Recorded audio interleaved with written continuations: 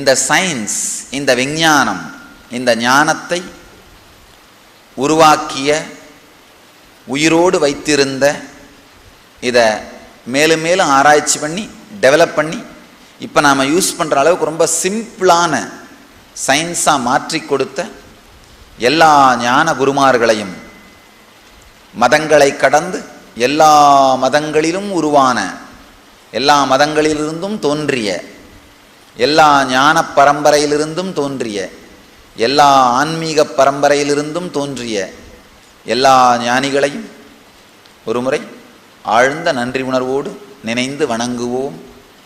ஆழமாக புரிஞ்சுக்குங்க. இந்த 4 நாட்கள் நீங்கள் என்னெல்லாம் கற்றுக்கிட்டீங்களோ, இதெல்லாம் சின்ன வயசுலேயே கற்றுட்டு இருந்தால் வாழ்க்கை எவ்வளோ நல்லா இருந்திருக்கும். அட்லீஸ்ட் இப்போ கற்றுக்கிட்டதுனால இதுக்கு மேலேயாவது வாழ்க்கை எவ்வளோ நல்லா இருக்கும். இது இல்லாமல் இருந்தால் வாழ்க்கை எவ்வளோ துக்கமாக இருக்கும். இந்த ஞானம், இந்த தியானமும், இந்த அனுபூதியும் சேர்ந்தால் வாழ்க்கை எவ்வளோ நல்லா ஆகுது. இந்த அனுபூதிக்கு காரணம் நான் இல்லை, நல்லா புரிஞ்சுக்கோங்க. இது காலம் காலமாக இருக்கிற விஞ்ஞானம். நான் ஒன்று தான் பண்ணேன். என் லைஃப்பில் அதை எக்ஸ்பெரிமெண்ட் பண்ணி பார்த்தேன், அனுபவித்து பார்த்தேன். அது ஒர்க் அவுட் ஆனதுனால எல்லாருக்கும் சொல்கிறேன், அவ்வளவுதான். ஆனால் இந்த சயின்ஸ் என்னுடையது இல்லை. இந்த சயின்ஸ் எல்லா ஞானிகளும் சேர்ந்து உழைத்து உருவாக்கியது, வாழ்க்கையே கொடுத்து உருவாக்கியது.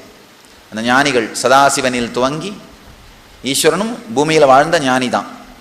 ஈஸ்வரனில் துவங்கி இந்த குரு பரம்பரையை முழுமையாக இதுவரை தோன்றிய எல்லா ஞானிகளையும், ஞான குருமார்களையும், உங்கள் வாழ்க்கையில் ஹெல்ப் பண்ணியிருக்கிற, கான்ட்ரிபியூட் பண்ணியிருக்கிற எல்லா ஆன்மீக பெரியோர்களையும், ஒன்றுமில்லை, யாராவது ஒரு ஆன்மீக பெரியார் எழுதின புக்கை படித்து அதில் ஒரு உங்களுக்கு இன்ஸ்பிரேஷன் வந்திருக்கும்.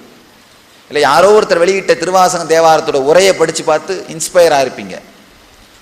யார் உங்களுக்கு நேரடியாகவோ மறைமுகமாகவோ ஸ்பிரிச்சுவல் இன்ஸ்பிரேஷன் கொடுத்துருந்தாலும், இல்லை ஒருவேளை உங்கள் பாட்டி ஏதாவது ஒரு 4 கதை சொல்லி உங்களை இன்ஸ்பயர் பண்ணியிருப்பாங்க, இல்லை உங்கள் சித்தி ஏதாவது 2-3 புக்கு கொடுத்து இன்ஸ்பயர் பண்ணியிருப்பாங்க. யார் உங்களுக்கு இன்ஸ்பயர் பண்ணியிருந்தாலும், நேரடியாக மறைமுகமாகவும், அவர்கள் எல்லோரையும் ஆழ்ந்த நன்றியுடன் நினைவு கூறுங்கள்.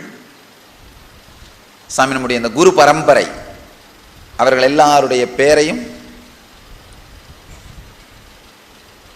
எல்லாருடைய பேரும் சேர்ந்த ஒரு ஸ்தோத்திரமாக, ஸ்துதியாக இருக்கு.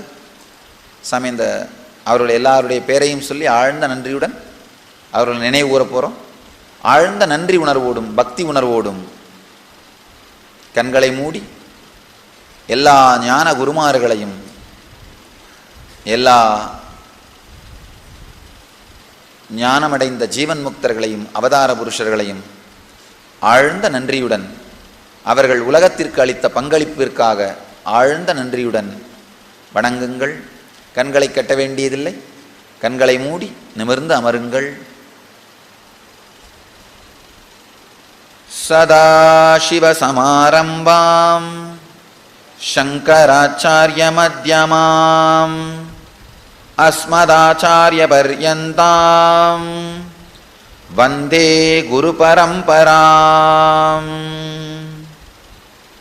நாராயணம் பத்மபவம் வசிஷ்டம் சக்திம் ச தத்புத்ரபராசரம் ச வியாசம் சுகம் கௌடபதம் மஹந்தம் கோவிந்தயோகீந்திரமதாஸ்ய சிஷ்யம் ஸ்ரீசங்கராச்சார்யமதாஸ்ய பத்ம பாதஞ்ச ஹஸ்தாமலகஞ்ச சிஷ்யம் தம் த்ரோடகன்வார்த்திககாரமன்யன் அஸ்மத்குருன் சந்ததமானதோஸ்மி.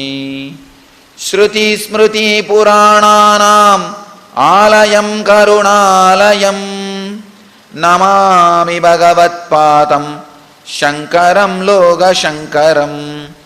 சங்கரம் சங்கராச்சார்யம் கேசவம் பாதராயணம் சூத்ரபாஷ்யாக்ருதௌ வந்தே பகவந்தோ புனః புனः.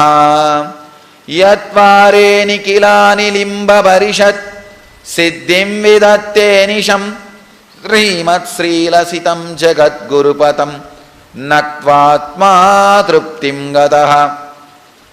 லோகாஞானவயோதபடனதுரம் ஸ்ரீசங்கரம் ஷண்மதம் நித்யானந்தராமகிருஷ்ணம் தியாயாமி ஜோதிர்மயம். ஆழ்ந்த நன்றி உணர்வோடு கண்களை மூடி எல்லா ஞான குருமார்களையும் வணங்குங்கள். பூமியில் இதுவரை தோன்றிய இந்த ஞானத்தை நமக்கெல்லாம் அளித்த எல்லா சம்பிரதாயத்தையும், எல்லா பிரிவினையும், எல்லா மதங்களையும் சேர்ந்த அவதார புருஷர்களை ஆழ்ந்து வணங்குங்கள். கண்களை மூடி ஆழ்ந்து தியானியுங்கள்.